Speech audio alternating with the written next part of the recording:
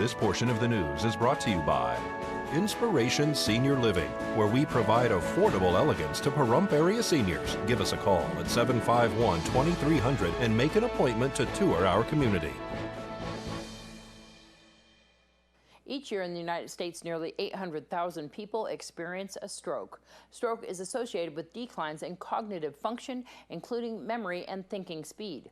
Although many patients experience these declines immediately after a stroke, a new study looked at whether cognitive decline also continues and even accelerates years after the initial stroke. This health tip is brought to you by Desert View Hospital and Mountain Valley Physicians Group. Don't put your health on hold. We have time for you. Call us to schedule your appointment. 775-751-7100. David Rahman was at home watching TV when he had his stroke. I couldn't close my hand. The right side of my face was numb. He knew something was very wrong and went to find his wife. I opened the door and tried to tell her that she should call the doctor. And it was just babble. I couldn't speak. After his stroke, like many patients, David had immediate problems with memory and his ability to think clearly was impaired. We have known that stroke is associated with cognitive decline over the short term. We did not know whether stroke is associated with declines in thinking, speed, and memory over the years after the event. Dr. Deborah Levine from the University of Michigan and co-authors followed more than 23,000 people 45 years and older who participated in a national study. The participants were free of any cognitive impairment when they entered the study. Memory, Apple table car, and other aspects of cognitive function were measured at the beginning and at regular intervals throughout a 6-year follow-up period. 515 people experienced a stroke during the study period.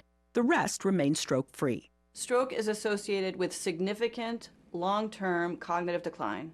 Stroke survivors may experience decline in their memory and thinking speed over years after the event, not just right after the event. Our findings highlight why it's so important for stroke survivors and people at high risk for stroke to control their risk factors and to make behavior changes. David is doing just that. He lost 61 pounds and continues to be monitored closely by his doctors. He also uses programs on his phone to help improve his memory and thinking speed. I feel more energetic, happier. I do want to live a long time, and I'd like that to be as well as possible. Catherine Dolph, The JAMA Report. Thanks so much, Catherine. Stroke survivors warrant close monitoring to help detect declines in cognition years after their stroke. Desert View Hospital is having a back-to-school fair this Saturday. We are very excited to hold our annual back-to-school health fair. This year it's on Saturday, July 18th, so it's just around the corner. It starts at 9 a.m. and it will go to noon right here on the hospital's campus. What kind of vendors, what's going to be going on during the health fair? We'll have a lot of our usual vendors. We will have vision screenings, dental screenings, school supplies that we'll be giving out. There will be immunizations, sports physicals, and all of those are offered at no charge to the public. And there will be booths outside and most likely Pahrump Valley Farm Rescue and Mercy Air? Yes, so there will be quite a variety of different vendors, but yes, Mercy Air will be here with their helicopter, so the kids can take a look at that, see what that's about, and then of course the fire department will be here with their fire truck. We always enjoy having them here and spraying people down. So the kids should be ready to get hosed down by that fire hose. Yeah, if they want, we put them in a separate parking lot so nobody has to get wet, but yeah, they'll be here to do that for us. This is a great opportunity for parents and kids to come on by, find out what there is available, and get all the things done that they need to get done for school. Definitely. We'll have everyone from, WIC will be here. Those immunizations are really important. There's lots of immunizations that are required before you can go to school and at different grade levels, so those will be available. Plus, there's just a lot of people who it's hard for them to make the appointments or to afford to pay for a vision screening or a dental screening, those sorts of things. So we really appreciate all the businesses that come out and they volunteer their time to do those services, provide those services at no charge. And if you're new in the community, it's a great opportunity to find out all the services that there is to offer here. One of the things that they do on the Back to School Health Fair is the Nye County School Districts brings by a school bus, right? Yes, so there will be a school bus here, which is especially great for those kindergartners or perhaps somebody who has never been on a school bus before. It's great. They have the school bus opened up so kids can get on, they can see what it's like, they can talk to the people from the transportation department who are here, who can ease their concerns. We'll also have representatives from the school district. People have questions about school and registration and those sorts of things, then they'll be able to get those questions answered. And the transportation department is requiring you to fill out those forms to get the school bus pickup done, and they actually have that here available, don't they? Yes, normally they do bring those forms. So it's a one-stop shop. The health fair overall is a one-stop shop to get everything done and to get ready, get a few supplies to get you started for the school year. So you'll be ready to go. Date and time again? It's on Saturday, July 18th from 9 a.m. to noon. The U.S. Food and Drug Administration is calling on drug makers of some popular painkillers to strengthen their warning labels after a review of new safety information. The warning labels on non-aspirin, non-steroidal anti-inflammatory drugs like ibuprofen, naproxen, and Celebrex must be updated to identify an increased risk of heart attack or stroke. These drugs are typically given to relieve pain or fever that results from, but not limited to, arthritis, flu, headaches, and menstrual cramps. Higher doses require prescription, while lower doses are available over the counter. The warning applies to both. Brand names include Celebrex, Advil, naproxen, Aleve, and Daypro, to name a few. Let's join Courtney Salmon with Weekend Sports. Serena Williams has claimed her 6th Wimbledon title as she defeated Garbina Muguruza on Saturday. Serena won her first Grand Slam at the age of 17 and has now won what has been dubbed the Serena Slam, which is winning 4 majors in a row for the 2nd time. You know you're a hardcore player when you get your own title. If Serena wins the U.S. Open, she will have claimed her 22nd Grand Slam in her career, making her tied for 2nd most all-time winners. For the men, Novak Djokovic defeated Roger Federer for his 3rd Wimbledon victory. Major League Baseball has their home run derby tonight at 5. The first round of the Derby puts Albert Pujols of the Angels against Las Vegas native Chris Bryant of the Chicago Cubs. Then Dodgers' Jock Peterson against Baltimore's Manny Machado, Blue Jay Josh Donaldson against Chicago's Anthony Rizzo, and Cincinnati's Todd Frazier against Rangers' Prince Fielder. Tomorrow, the MLB All-Star Game will start at 4. Starting pitcher for the American League is Dallas Keuchel, and for the National League, it's Zach Greinke. The Pahrump Valley Speedway is added again this Saturday. The races start at 7, and the leaders in points for each race class are Dan Snowden in Modifieds, Rafael Flores in Superstock, Dylan Smotherman in Mini-Stock, Mark Daub in Coupes, Anthony Martin in Mini-Mods, Jeremiah Tatum in Dwarfs, Mike Lane in Bombers, and Eric Hallett in Hobby Stock. For the Mini Dwarf Seniors, Jake Pike is leading, and for the Mini Dwarf Juniors, Maya Broughton leads. Those are the children's divisions. For more information, go to PahrumPValleySpeedway.com. It's a little slow during the summer around here for local sports. Coming up next month is football, volleyball, girls golf, and soccer. If you have any local sports stories you'd like to share, please email news@kpvm.tv.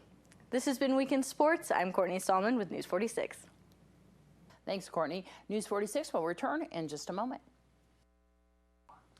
Welcome back.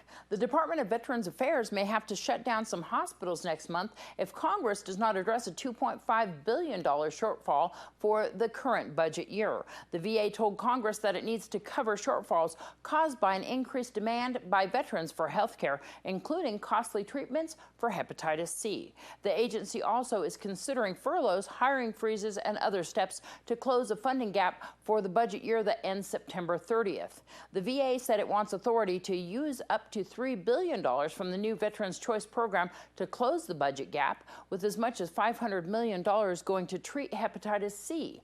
The single pill for the liver-wasting viral infection can cost up to $1,000. Here's Darby O'Donnell, R.J. Lloyd, and Joe Hayden at Fitness for 10 and Peak Performance. I did not eat before, which resulted in me getting very, very nauseous, and then going to the bathroom, and then nice little old ladies from the yoga class touching me. They were giving you massages, huh? They were trying to relax my muscles. So RJ worked out hard. You had a little bit of cardio, which brought your blood pressure up. I think that's actually why I started getting nauseous, is because I did not eat, and then we did some sin. Yeah. So, so next time you're going to eat about an hour before? Yep, I'm gonna eat some breakfast before I come in. She's doing okay. I mean, today she had a little upset stomach because she didn't eat. It is important to eat before you work out. It's important to make sure you eat every day, 3 or 4 times a day, 4 or 5 times a day. Balanced meals, and that's important, especially when you start to work out. You want to make sure you have a meal, nothing heavy, but something light, like about an hour and a half before you work out. That way you don't get any kind of nausea, feel weak, and it gives you that energy, especially a good protein meal. So not right before you work out. That's not recommended. Definitely not right before, because that's just going to make you nauseous, especially if you do squats or something like that. It's going to almost cause you to throw up.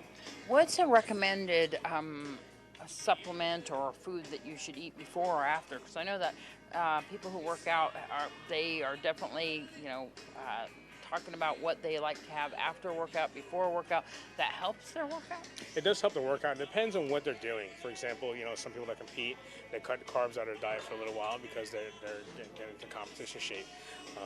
People that aren't competing, just working out regularly, if they work out in the morning, they do a good balance of carbs, proteins, and fats. Working out in the evenings, they kind of stay away from the carbs and just kind of do proteins, fats, that sort of thing. So it kind of depends on the frequency of when you're working out and what you're doing. Like for example, we're here in the morning, so Darby should have had at least 2 meals because it's the afternoon, correctly.